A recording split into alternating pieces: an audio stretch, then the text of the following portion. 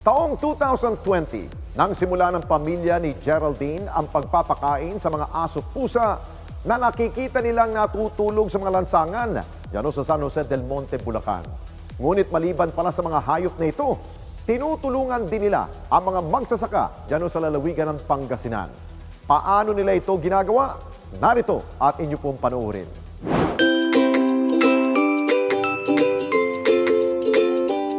Pagsagip sa dalawang kuting na nadaanan sa kalsada.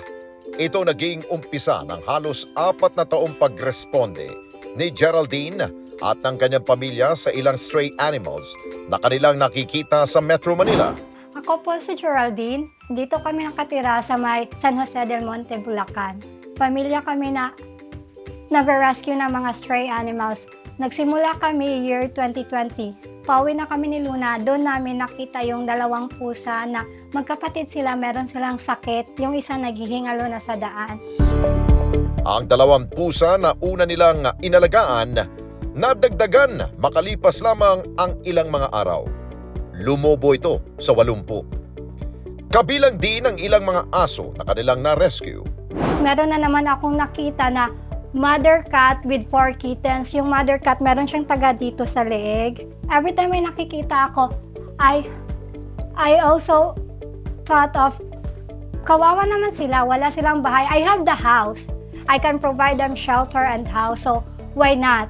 So hanggang yun, paulit-ulit yung cycle na nadadagdagan ng isa, dalawa. Hindi naging animal lover. Ayon pa kay Geraldine, lumaki siyang walang inaalagaang anumang hayop. Kaya naman, hindi niya rin lubusang matukoy kung bakit gano'n na lamang ang pag-aalala niya sa mga hayop na nakikita niyang inaabandona kung saan-saan. Hindi kasi ako marunong. I don't know how to take care of any animals before. Never in my life nag-alaga ako ng pusa or aso. Kaya nag-doubt ako sa sarili kung kaya ko ba. As time passed by, cats are very loving. So, sobra like, you will feel the love na never mo na nakita sa iba. Hindi mahirap mahalin ang mga hayop tulad ng aso't pusa. Dagdag pa ni Geraldine, binuksan ng kanyang pamilya ang kanilang tahanan para masiguradong ang mga ito masusubaybayan nila hanggang maging maayos ang kondisyon. Kahit saan kami pumunta, pag may nakikita kami, especially, we can't say no, especially if kittens, because if kitten siya, less survival outside, especially with no mama cat. Tapos kitten doesn't really know, parang bata lang din, walang muwang sa mundo. We bring them home. Then even if malalaki na, we still bring them home, especially if they need medical attention. I limit my rescue kasi I prioritize their safety, their comfort, and I wanna make sure all their needs are provided. Kaya just recently sabi ko, we can't add more. Tama na muna to hanggang sa makapag-rehome tayo kasi I want to rescue, rehabilitate, then rehome. Tapos during the rehabilitation process, bago namin sila ipa-adapt, pinapakapon namin sila to make sure that they're healthy bago namin sila ipaampon. Isinusulong ni Geraldine na ang mga hayop na kanilang makukuha makapon para maiwasan ang paglaki ng mga populasyon ng mga ito, lalo na kung naninirahan lamang ang mga ito sa kalsada. We started posting for adoption just recently, just this year. Kinakaya namin dati kasi I have work dati, tapos yung asawa ko din, so all the expenses were covered. So lahat sila hanggang sa umabot kami ng 80 cats, kinaya namin.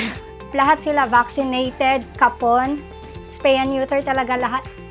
Every time may napapasok kami, pinapacheck namin sa doktor bago namin pinapasok sa bahay. Then when they reach the right age, pinapakapon namin. We don't want pregnancy sa loob ng bahay kasi yung pinagbubuntis nila, we can help more strays.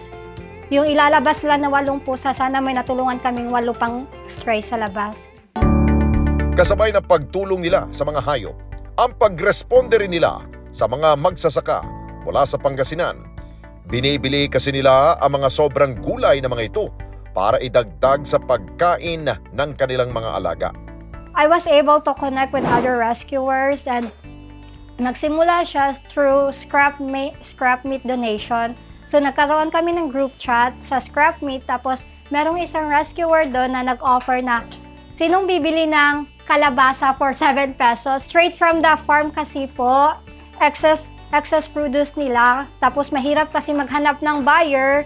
Bumili ako ng 50 kg na kalabasa. Tapos ang ginawa ko, namigay ako sa mga solo rescuers dito na hirap din talaga. We have a contact person sa Pangasinan na rescuer din siya. Siya yung nag-arrange sa lahat. Nag-aambagan na lang kami for the shipping.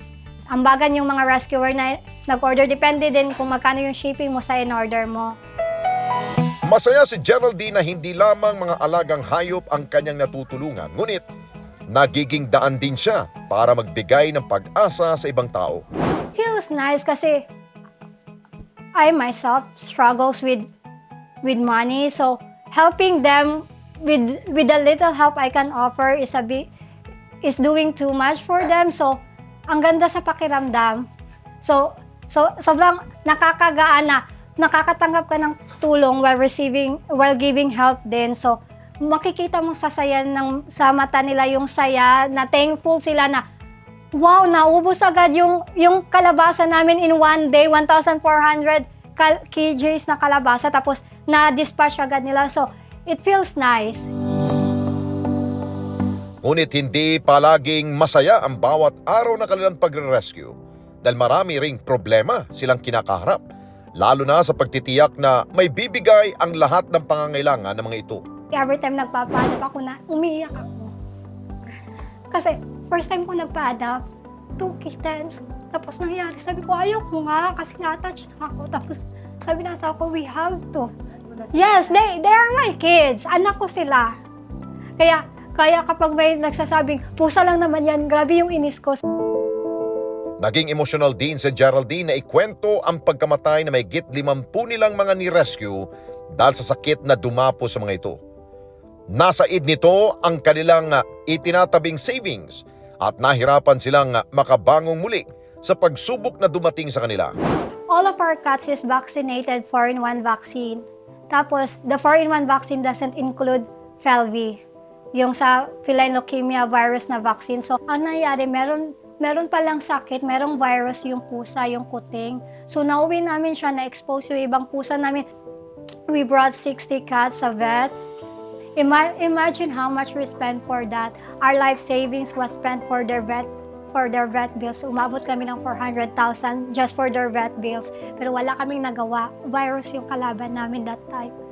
So, from 80 cats, bumagsak kami ng 20. Sobrang struggle.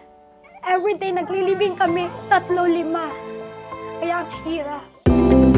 Bagamat lubos na nagpapasalamat sa lahat ng tumutulong sa kanila, lalo na sa iba pang rescuers na nakikilala nila, hiling pa rin nila na matulungan sila sa ilang pang pangangailangan ng mga naililigtas silang aso't pusa.